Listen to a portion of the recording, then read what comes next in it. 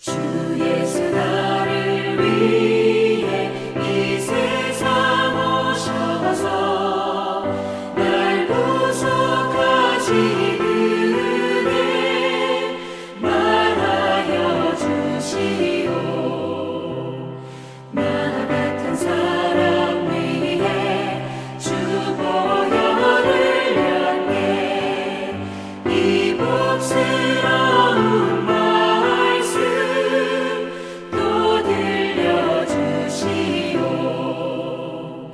나 항상 듣던 말씀, 나 항상 듣던 말씀, 주 예수 크신 사랑 또 들려주시오. 이 세상 헛된 영화 날 미혹할 때에 주 예수 크신 사랑 늘 들려주시오. 천국의 빛난 영광 내 눈에 비칠 때 주 예수 크신 사랑 또 들려주시오. 나 항상 듣던 말씀, 나 항상 듣던 말씀, 주 예수 크신 사랑 또 들려주시오.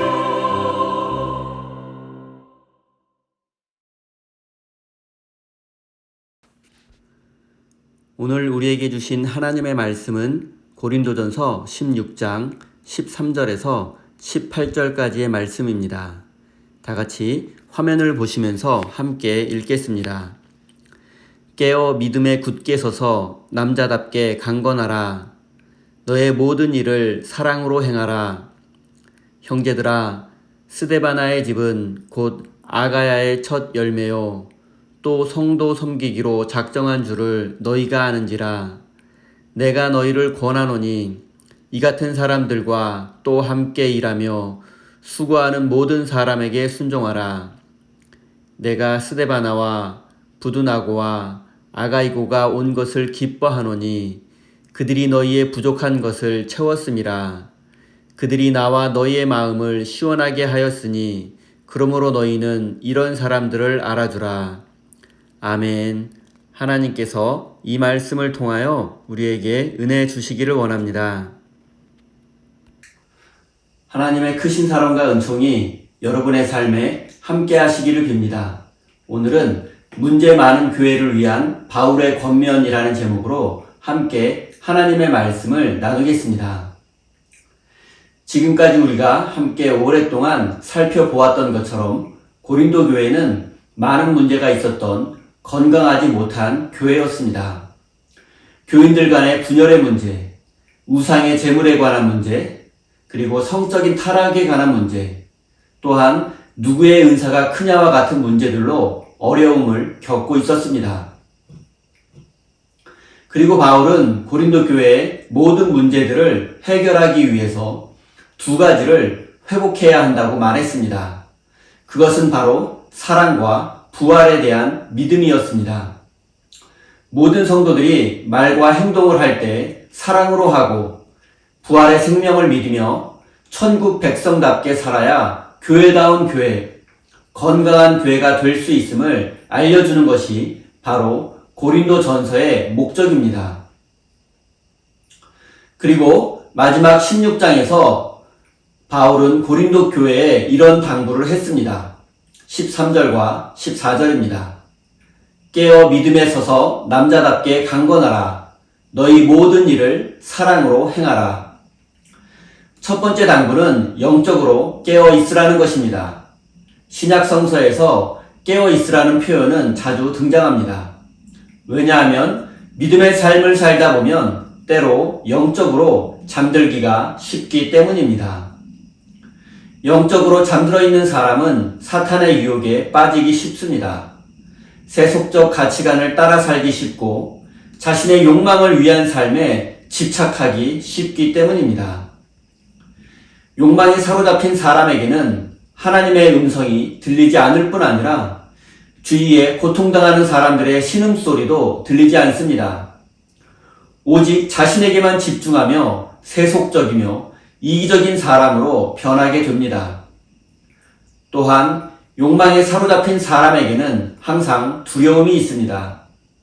그 두려움으로 인해서 소심해지고 자꾸 움츠러들게 되고 작은 일에도 공격적으로 반응해서 사람들에게 상처를 주게 됩니다.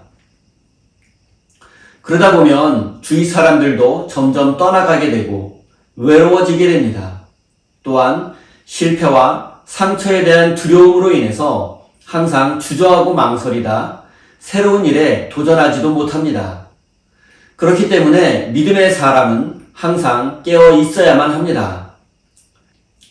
그리고 바울의 두 번째 당부는 믿음에 굳게 서 있으십시오라는 것입니다. 믿음은 결단이고 도전입니다. 그리스도 안에서 새로운 삶을 살 것을 결단하고 그 삶을 향해서 도전하는 것입니다. 믿음에 굳게 서 있는 사람은 어두운 세상을 사랑의 빛으로 환히 밝히는 사람입니다. 또한 부활의 생명을 나누고 전하는 사람입니다. 하지만 믿음 위에 굳게 선 삶을 살아가다 보면 때로 흔들릴 때가 있고 포기하고 싶을 때도 있습니다. 왜냐하면 믿음의 삶을 위해서는 포기해야 할 것들이 많기 때문입니다. 희생과 고생을 감수하고 수고하고 헌신해야 하는 것들도 많습니다. 만약 나에게 믿음이 없었다면, 내가 예수님의 사랑과 하나님의 은혜를 알지 못했다면 희생하지 않아도 되고 헌신해야 할 이유도 없습니다. 하지만 여러분이 하나님의 사랑과 은혜를 경험했다면, 믿음으로 구원받았다면 여러분은 항상 믿음 위에 굳게 서 있어야만 합니다. 믿음 위에 굳게 서 있는 사람만이 하나님께 칭찬과 면류관을 받게 될 것입니다. 바울의 세 번째 당부는 용기를 내고 모든 일을 사랑으로 하라는 것입니다. 하나님의 사람은 용감해야 합니다. 실망하거나 좌절하거나 포기해서는 안 됩니다. 넘어져도 다시 일어나야 합니다. 나 혼자 아무리 믿음으로 살아봐야 세상은 변하지 않는다는 비신앙적인 생각과 태도를 버려야 합니다. 실망과 좌절, 그리고 포기는 하나님 없는 삶을 사는 사람들이 하는 것입니다. 하나님의 사람은 낙심한 사람을 일으켜 세워주고 위로와 소망을 주며 부활의 생명을 전해주는 사람입니다. 하나님의 사람은 아무리 현실이 어렵고 비관적이라 할지라도 소망을 잃지 않고 용기를 내어서 믿음으로 다시 도전하는 사람입니다. 사랑하는 성도 여러분, 영적으로 깨어있는 사람이 되십시오. 믿음 위에 굳게 선 사람이 되십시오. 그리고 용기를 내어 하나님의 사랑을 전하는 복된 인생이 되시기를 바랍니다. 15절, 16절입니다. 형제들아, 스데바나의 집은 곧 아가야의 첫 열매요. 또 성도 섬기기로 작정한 줄을 너희가 아는지라. 내가 너희를 권하노니 이 같은 사람들과 또 함께 일하며 수고하는 모든 사람에게 순종하라.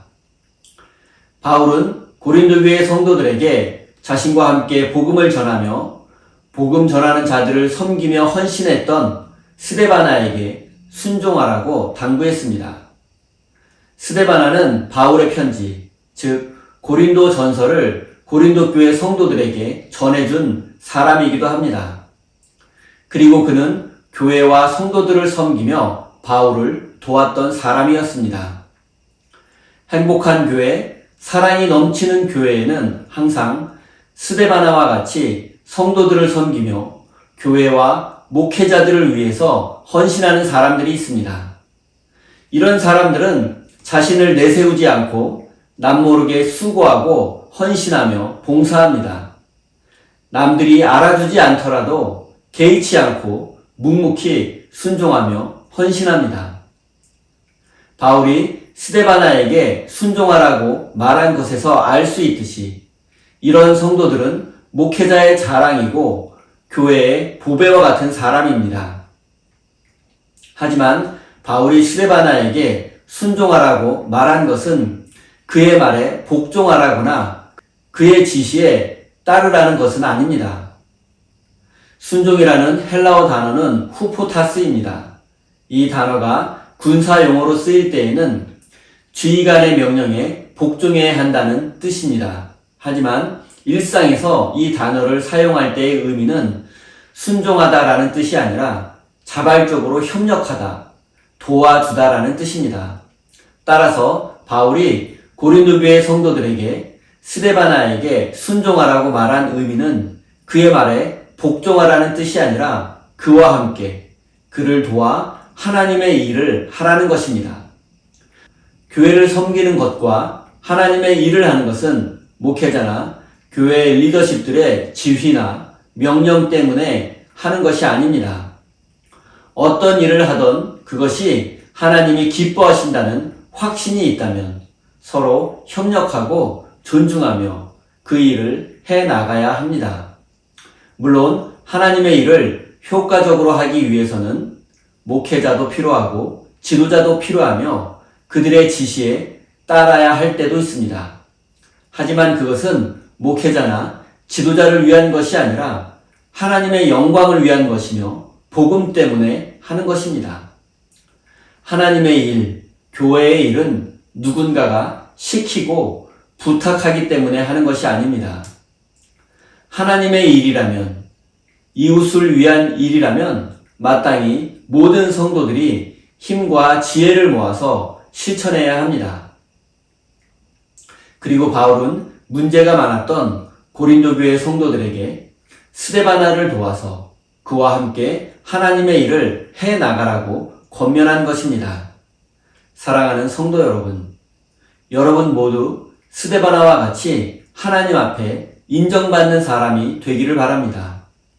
여러분의 사랑과 헌신을 통해서 하나님의 나라가 확장되어지고 우리 교회가 더욱 건강히 세워져 가기를 바랍니다. 사랑하는 우리 세임교회 성도 여러분, 무엇보다 먼저 하나님께서 여러분에게 베푸신 사랑과 은혜를 기억하고 깨달으십시오.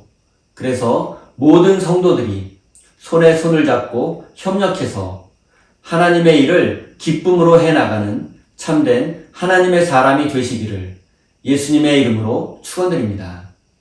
우리 다 함께 주신 말씀 가슴에 새기며 기도의 자리로 나아가겠습니다.